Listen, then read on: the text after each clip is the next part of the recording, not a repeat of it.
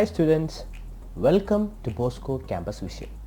I am Clinton Clement, Assistant Professor, Department of Commerce, Don Bosco College, Kottayam. Today we will be discussing about the topic plant layout. In the previous classes we have discussed about a plant. A plant is an industrial site which includes machineries, buildings, workers and other facilities included in a manufacturing unit. Today we are going to learn what is a plant layout. Plant layout refers to the physical arrangement of facilities.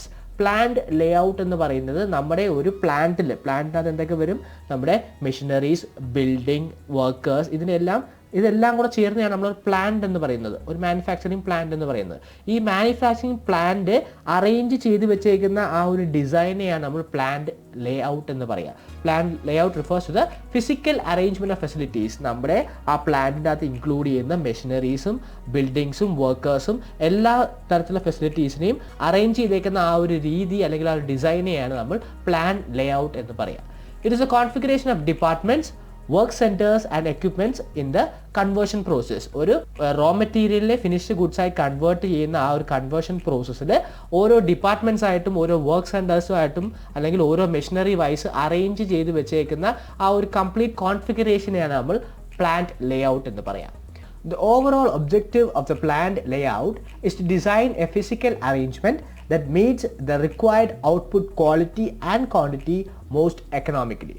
അപ്പോൾ ഒരു plant layout കൊണ്ട് നമ്മൾ ഉദ്ദേശിക്കുന്നത്, ഒരു കൃത്യമായ plant layout കൊണ്ട് നമ്മൾ ഒബ്ജക്റ്റീവായിട്ട് കരുതുന്നത് നമ്മൾ പ്രതീക്ഷിക്കുന്ന രീതിയിലുള്ള ക്വാളിറ്റിയും ക്വാണ്ടിറ്റിയും പ്രൊഡ്യൂസ് ചെയ്യാൻ പറ്റുക അറ്റ് ലോവർ കോസ്റ്റ്. ഇതാണ് കൃത്യമായിട്ട് ഒരു പ്ലാന്റിനെ അറേഞ്ച് ചെയ്ത് കഴിഞ്ഞാൽ നമ്മൾ പ്രതീക്ഷിക്കുന്ന രീതിയിൽ ക്വാണ്ടിറ്റിയിൽ പ്രൊഡ്യൂസ് ക്രിയേറ്റ് ചെയ്യുന്ന പ്രോഡക്റ്റിന് ക്വാളിറ്റി ഉണ്ടാകാനും അത് ലോ കോസ്റ്റിൽ പ്രൊഡ്യൂസ് ചെയ്യാനും നമ്മളെ ഹെൽപ്പ് ചെയ്യും. ഇതാണ് ഒരു പ്ലാന്റ് ലേഔട്ട് കൊണ്ട് നമ്മൾ ഉദ്ദേശിക്കുന്നത്. നമ്മുടെ മാനുഫാക്ചറിങ് യൂണിറ്റിൽ ഇൻക്ലൂഡ് ചെയ്യുന്ന എല്ലാ ഫെസിലിറ്റീസിനെയും പ്രോപ്പറായിട്ട് അറേഞ്ച് ചെയ്യുന്ന വഴി നമ്മുടെ പ്രോഡക്റ്റിനെ ഹൈ ക്വാളിറ്റിയും നമ്മൾ ഉദ്ദേശിക്കുന്ന ക്വാണ്ടിറ്റി പ്രൊഡ്യൂസ് ചെയ്യാനും at the same time economical cost of production decrease ചെയ്ത് നിർത്താനായിട്ടും നമ്മളെ സഹായിക്കും.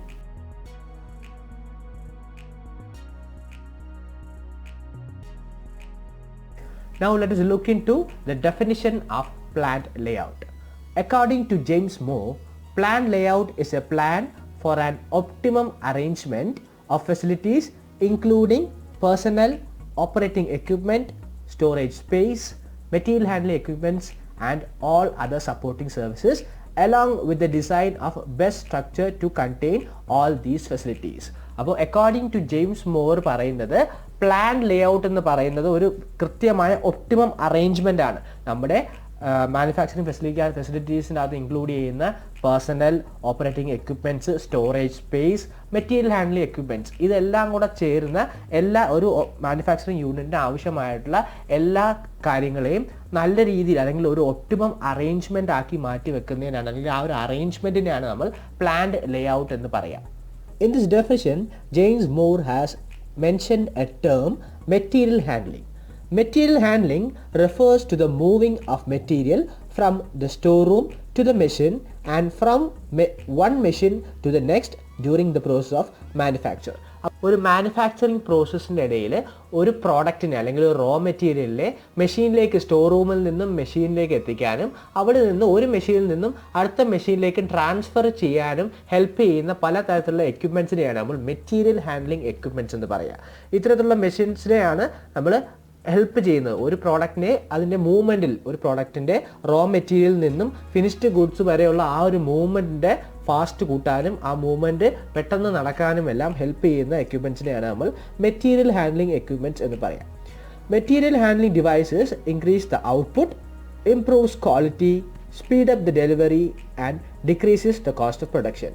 Hence material handling is A prime consideration in the designing new plant and several existing plants. അപ്പോൾ ഒരു പ്ലാന്റ് ലേഔട്ടിൽ വളരെ ഇമ്പോർട്ടൻ്റ് ആയിട്ടുള്ള ഫാക്ടറാണ് മെറ്റീരിയൽ ഹാൻഡ്ലിംഗ് എക്യുപ്മെൻറ്റ്സിനെ കൃത്യമായിട്ട് അറേഞ്ച് ചെയ്യുക എന്നുള്ളത്. കാരണം ഒരു പ്രോഡക്റ്റ് പ്രൊഡ്യൂസ് ചെയ്യുക, ഒരു പ്രോഡക്റ്റ് റോ മെറ്റീരിയലിൽ നിന്നും എൻഡ് കൺസ്യൂമറിലേക്ക് എത്തുന്ന ആ ഒരു ഫിനിഷ്ഡ് ഗുഡ്സ് വരെയായി ട്രാൻസ്ഫോം ചെയ്യുന്നതിനിടയിൽ പല ട്രാൻസ്പോർട്ടേഷൻ്റെ ആവശ്യമുണ്ട്. ഒരു സ്റ്റോർ റൂമിൽ നിന്നും ഒരു മെഷീനിലേക്ക്, ഒരു മെഷീനിൽ നിന്നും അടുത്ത മെഷീനിലേക്ക്, പിന്നീട് അവിടെ നിന്ന് ഫിനിഷ്ഡ് ഗുഡ്സിൻ്റെ സ്റ്റോറിലേക്ക്. ഇത്തരം മൂവ്മെൻറ്റിന് ഹെൽപ്പ് ചെയ്യുന്ന എക്യുപ്മെൻറ്റ്സിനെയാണ് നമ്മൾ മെറ്റീരിയൽ ഹാൻഡ്ലിംഗ് എക്യുപ്മെൻറ്റ്സ് എന്ന് പറയാം.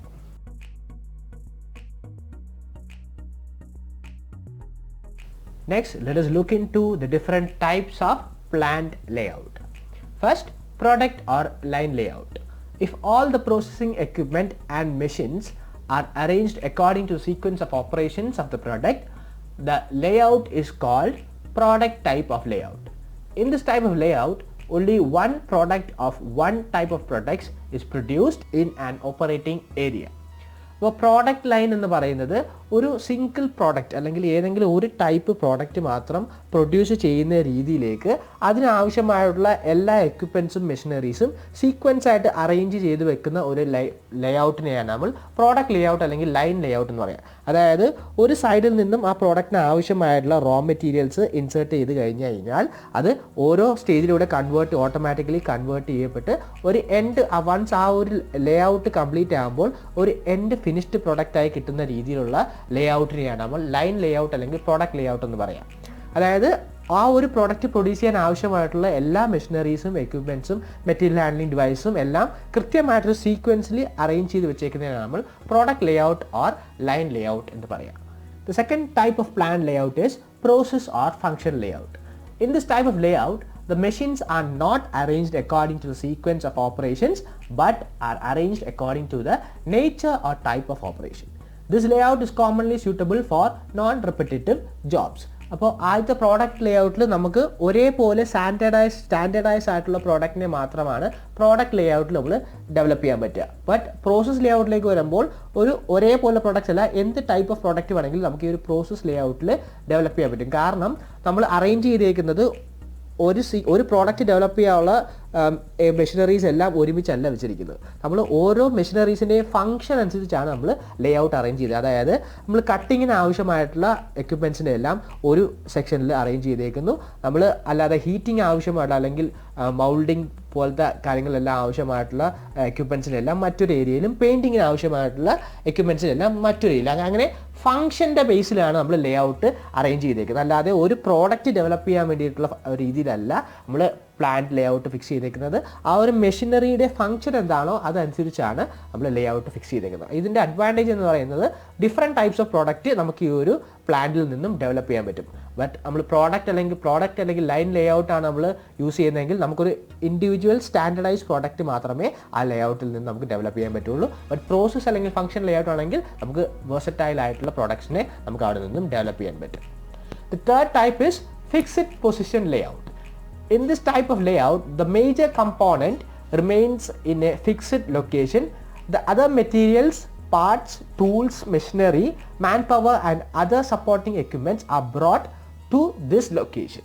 ഇപ്പോൾ ഫിക്സഡ് പൊസിഷൻ ലേ ഔട്ട് എന്ന് ഉദ്ദേശിക്കുന്നത് മറ്റ് രണ്ട് കാര്യങ്ങളിൽ പറഞ്ഞ പോലെ നമ്മൾ എല്ലാ കാര്യങ്ങളും ഒരേ ഏരിയയിലല്ല അറേഞ്ച് ചെയ്യുന്നത്. നമ്മുടെ പ്രൊഡക്ഷനിലെ ഏറ്റവും മെയിൻ കമ്പോണൻറ്റ് അല്ലെങ്കിൽ ഏറ്റവും മെയിൻ ആക്ടിവിറ്റി എന്ന് പറയുന്ന ആ ഒരു കമ്പോണൻറ്റ് ഫിക്സഡ് ആയിട്ട് ഒരു സ്ഥലത്ത് വെച്ചേക്കും. ബാക്കി എല്ലാ അതിനാവശ്യമായിട്ടുള്ള ടൂൾസ് ആണെങ്കിലും മെഷീനറി ആണെങ്കിലും മാൻ പവർ ആണെങ്കിലും ആ ഒരു എവിടെയാണോ മെയിൻ എക്യുപ്മെൻറ്റ് ഇരിക്കുന്നത് അങ്ങോട്ട് കൊണ്ടുവരികയാണ് നമ്മൾ ചെയ്യുന്നത്. എക്സാമ്പിൾ വെച്ച് നമ്മൾ പറയുകയാണെങ്കിൽ നമുക്ക് വലിയ ബോയിലേഴ്സ് ഒക്കെ ആവശ്യം. അപ്പോൾ ഒരു അയൺ പ്ലാന്റ് ഒക്കെ ആണെങ്കിൽ ഈ മെൽറ്റിംഗ് അയണ് ഉരുക്കുന്ന ആ ഒരു എക്യുപ്മെൻറ്റ് വളരെ വലിയൊരു എക്യുപ്മെൻറ്റ് പെട്ടെന്ന് നമുക്ക് ട്രാൻസ്ഫർ ചെയ്യാൻ പറ്റുന്ന എക്യുപ്മെൻറ്റ് ആയിരിക്കില്ല, വളരെ ഹീറ്റ് ആയിട്ടുള്ള എക്യുപ്മെൻറ്റ്. അപ്പോൾ അത് സ്ഥിരമായിട്ടൊരു സ്ഥലത്തായിരിക്കും നമ്മൾ വെച്ചിരിക്കുന്നത്. അപ്പോൾ ബാക്കി അതൊരു സ്ഥലത്ത് ഫിക്സ് ചെയ്യും, ബാക്കി റോ മെറ്റീരിയൽ മെഷീനറി എല്ലാം അങ്ങോട്ട് കൊണ്ടുവരികയാണ് നമ്മൾ ചെയ്യുന്നത്. അപ്പോൾ ഇത്തരത്തിലാണ് നമ്മൾ ഫിക്സഡ് പൊസിഷൻ ലേ ഔട്ട്. മെയിൻ എക്യുപ്മെൻറ്റ് എന്താണോ അത് ഒരു സ്ഥലത്ത് ഫിക്സ് ചെയ്തിട്ട് ബാക്കിയുള്ള എക്യുപ്മെൻറ്റ്സ് എല്ലാം അവിടത്തേക്ക് കൊണ്ടുവരുന്ന ടൈപ്പ് ഓഫ് ലേ ഔട്ടിനെയാണ് നമ്മൾ ഫിക്സഡ് പൊസിഷൻ ലേ ഔട്ട് എന്ന് പറയാം. And finally combination type of Leh out. Nowadays, pure state any one form of layout discussed above is rarely found. Therefore, generally the layout used in industries are the compromise of the above mentioned layouts. അപ്പോൾ നമ്മൾ ഇതിനു മുമ്പേ പറഞ്ഞ product layout ആണെങ്കിലും process layout ആണെങ്കിലും fixed position layout ആണെങ്കിലും ഇത് ഏതെങ്കിലും ഒരെണ്ണം മാത്രം നമ്മൾ ഫോളോ ചെയ്യുകയാണെങ്കിൽ നമുക്ക് അത്ര ഫങ്ഷണലായി തോന്നണമെന്നില്ല, നമുക്ക് ഡിഫിക്കൽട്ടീസ് ഉണ്ടാവാൻ സാധ്യതയുണ്ട്. പ്രോഡക്റ്റ് ലേഔട്ട് ആണെങ്കിൽ നമുക്കൊരു ഇൻഡിവിജ്വൽ സ്റ്റാൻഡർഡൈസ് പ്രോഡക്റ്റ് മാത്രം ഡെവലപ്പ് ചെയ്യാൻ പറ്റുള്ളൂ. പ്രോസസ് ആണെങ്കിൽ അതിൻ്റെ ഡിസഡ്വാൻറ്റേജ് അതിനുമുണ്ട്. ഫിക്സഡ് പൊസിഷൻ ആണെങ്കിൽ അതേപോലെ തന്നെ ഒരു ലൊക്കേഷനിലേക്ക് എല്ലാം കൊണ്ടുവരേണ്ട ബുദ്ധിമുട്ടുകളുണ്ട്. അതുകൊണ്ട് തന്നെ ഇതിൻ്റെ എല്ലാം ഒരു കോമ്പിനേഷൻ ഉള്ള ലേഔട്ട് ആയിരിക്കും ഏറ്റവും ഈസിയും ഏറ്റവും സക്സസ്ഫുൾ ആയിട്ട് നമുക്ക് ഇംപ്ലിമെൻറ്റ് ചെയ്യാൻ പറ്റുന്നത്. ഇതിനാണ് കോമ്പിനേഷൻ ടൈപ്പ് ഓഫ് ലേഔട്ട്. നമ്മൾ നേരത്തെ പറഞ്ഞ പ്രോഡക്റ്റ്, പ്രോസസ്, ഫിക്സഡ് പൊസിഷൻ ഇതിൻ്റെ എല്ലാം കൂടെ ഒരു മിക്സ്ചർ ആണ് നമ്മൾ കോമ്പിനേഷൻ ടൈപ്പ് ഓഫ് ലേഔട്ട്. ഇതാണ് ഇപ്പോൾ കൂടുതലും മോഡേൺ ഓർഗനൈസേഷൻസ് എല്ലാം ഇംപ്ലിമെൻറ്റ് ചെയ്ത് കാണുന്നത്.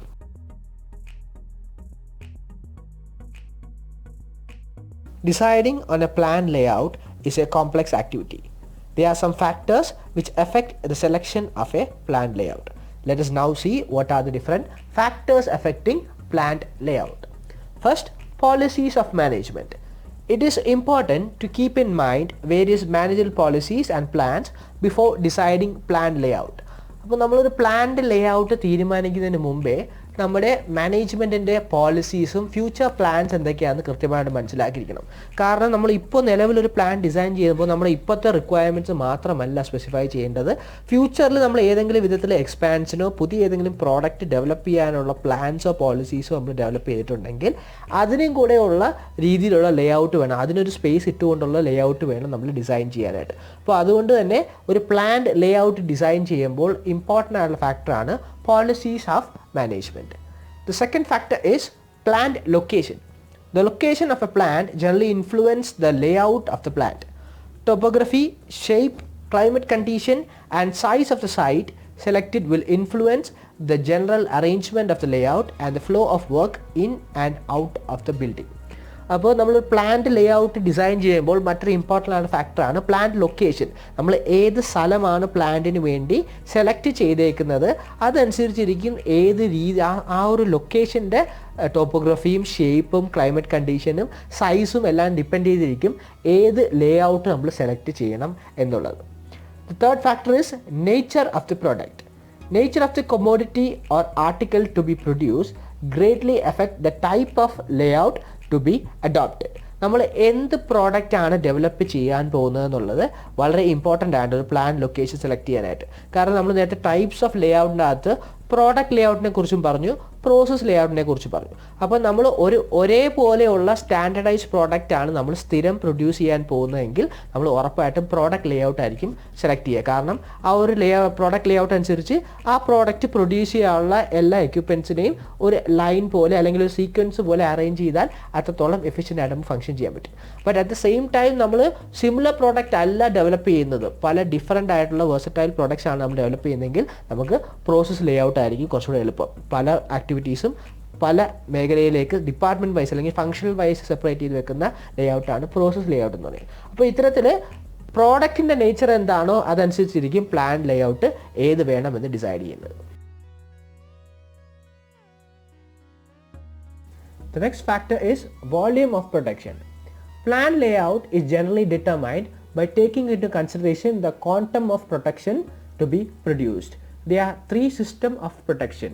അപ്പോൾ ഒരു പ്ലാൻ ലേഔട്ട് ഡിസൈഡ് ചെയ്യുന്നതിന് മുമ്പേ എത്രത്തോളം ക്വാണ്ടിറ്റി നമ്മൾ പ്രൊഡ്യൂസ് ചെയ്യേണ്ടി വരുന്നു എന്നും കൂടെ നമ്മൾ കൺസിഡർ ചെയ്യണം. അതിനനുസരിച്ച് വേണം നമ്മൾ പ്ലാൻ ലേഔട്ട് ഡിസൈഡ് ചെയ്യാനായിട്ട്. അപ്പോൾ ഈ ക്വാണ്ടിറ്റി ഡിസൈഡ് ചെയ്യാൻ there are three systems of production. 3 different types of production ആണ് നമ്മൾ ചെയ്യാറ്.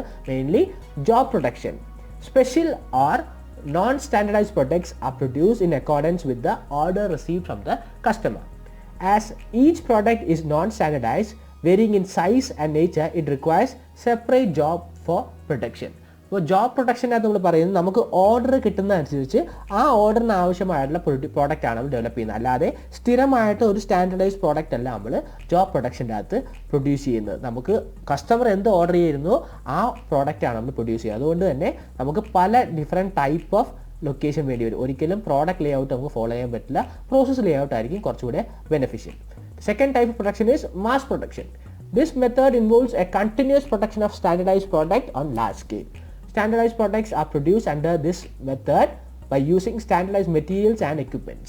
അപ്പോൾ മാസ് പ്രൊഡക്ഷൻ എന്ന് പറയുന്നത് ഒരു സിംഗിൾ സ്റ്റാൻഡർഡൈസ് പ്രോഡക്റ്റ് തന്നെ ബൾക്കായിട്ട് അല്ലെങ്കിൽ ലാർജ് സ്കെയിലിൽ പ്രൊഡ്യൂസ് ചെയ്യുക. ഇതിന് ഏറ്റവും യൂസ്ഫുൾ ആയിട്ടുള്ള പ്ലാൻ ലേ ഔട്ട് എന്ന് പറയുന്നത് ഏതായിരിക്കും? പ്രോഡക്റ്റ് ലേ ഔട്ടാണ്. കാരണം ഒരു പ്രോഡക്റ്റ് തന്നെയാണ് സ്ഥിരം പ്രൊഡ്യൂസ് ചെയ്യുന്നത് വലിയ ലാർജ് സ്കെയിലിൽ. അതുകൊണ്ട് തന്നെ നമുക്ക് പ്രോഡക്റ്റ് ലേ ഔട്ട് ഫോളോ ചെയ്യാവുന്നതാണ്. The third type of production is batch production.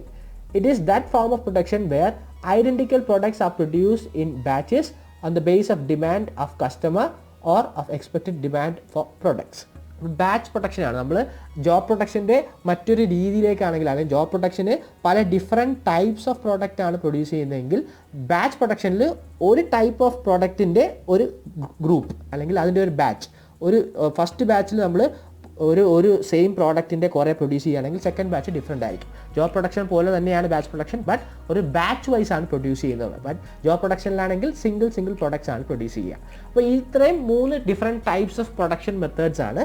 ഈ ഒരു പ്രൊഡക്ഷൻ, വോളിയം ഓഫ് പ്രൊഡക്ഷൻ എത്ര പ്രൊഡ്യൂസ് ചെയ്യുന്നു, എങ്ങനെ പ്രൊഡ്യൂസ് ചെയ്യുന്നു എന്നുള്ളതും പ്ലാൻ ലേ ഔട്ട് ഏത് വേണമെന്ന് ഡിസൈഡ് ചെയ്യുന്നതിന് ഒരു ഇമ്പോർട്ടൻറ്റ് ഫാക്ടറാണ്.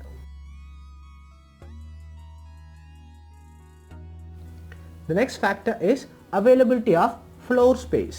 If there is a scarcity of space, product layout may be undertaken.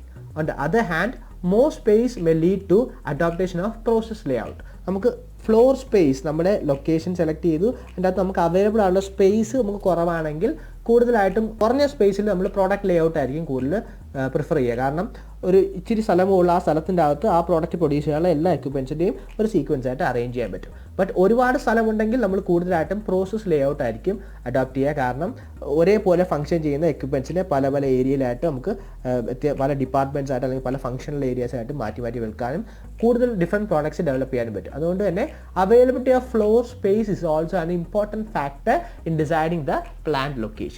The next factor is nature of manufacturing process. The type of manufacturing process undertaken by a business enterprise will greatly affect the type of layout to be undertaken. ഒരു product develop ചെയ്യാനായിട്ട് എന്ത് manufacturing പ്രോസസ്സാണ് നമ്മൾ use ചെയ്യുന്നത്, അതും ഒരു depending ഫാക്ടറാണ് plant ലേ out select ചെയ്യാനായിട്ട്. അപ്പോൾ ഡിഫറെൻറ്റ് പ്രോസസ്സ് ഏതൊക്കെയാണെന്ന് നോക്കാം. First, synthetic process. Under this process 2 or material are mix to get a product. ഒരു പ്രോഡക്റ്റ് ഡെവലപ്പ് ചെയ്യാനായിട്ട് ഒന്നിൽ കൂടുതൽ മെറ്റീരിയൽസ് യൂസ് ചെയ്തുകൊണ്ടാണ് നമ്മൾ മാനുഫാക്ചറിങ് പ്രോസസ്സ് നടത്തുന്നതെങ്കിൽ അതിനെ സിന്തറ്റിക് പ്രോസസ്സ് എന്നും. Analytic process. Under this method different products R extracted from one material.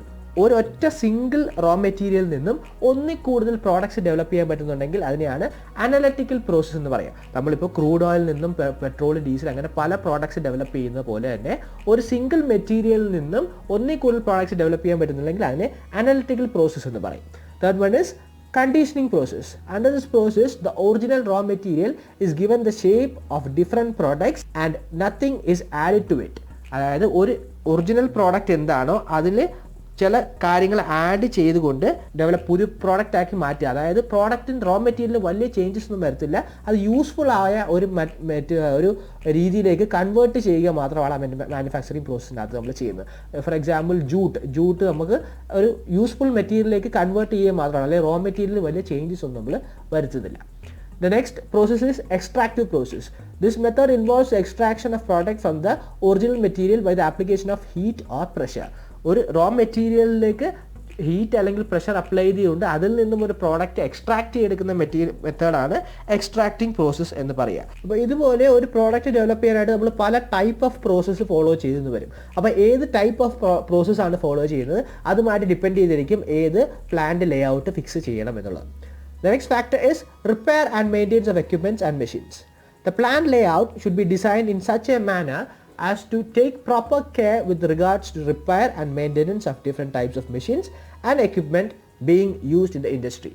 അപ്പോൾ ഒരു പ്ലാന്റ് ലേ ഔട്ട് ചെയ്യുമ്പോൾ നമ്മൾ ഏറ്റവും കൂടുതൽ ശ്രദ്ധിക്കേണ്ട ഒരു കാര്യം, നമ്മളത് ഫിക്സ് ചെയ്യുന്ന സമയത്ത് നമുക്കുള്ള ആവശ്യങ്ങൾ അല്ലെങ്കിൽ പ്രൊഡക്ഷൻ ആക്ടിവിറ്റീസിനുള്ള ആവശ്യങ്ങൾ മാത്രമല്ല, വൺസ് അത് എന്തെങ്കിലും മെയിൻറ്റെയിൻസ് അല്ലെങ്കിൽ റിപ്പയർ ചെയ്യേണ്ടി വരികയാണെങ്കിൽ അതിനാവശ്യമായിട്ടുള്ളൊരു സ്പേസിങ് കൂടെ നമ്മൾ കൊടുത്തിരിക്കണം.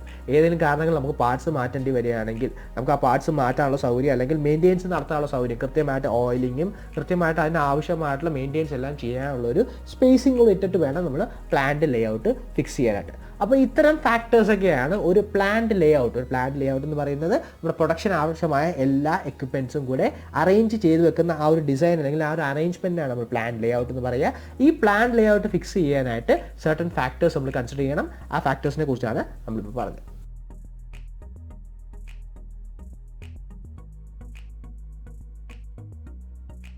അപ്പോൾ ഇന്നത്തെ ക്ലാസ്സിൽ നമ്മൾ പ്ലാന്റ് ലേ ഔട്ടിനെ കുറിച്ചാണ് പഠിച്ചത്. Plant layout, different types of layout and the factors affecting the plant layout. അപ്പോൾ ഇതിനെ ബേസ് ചെയ്തുള്ള ക്വസ്റ്റ്യൻസ് ആണ് തന്നിരിക്കുന്നത്.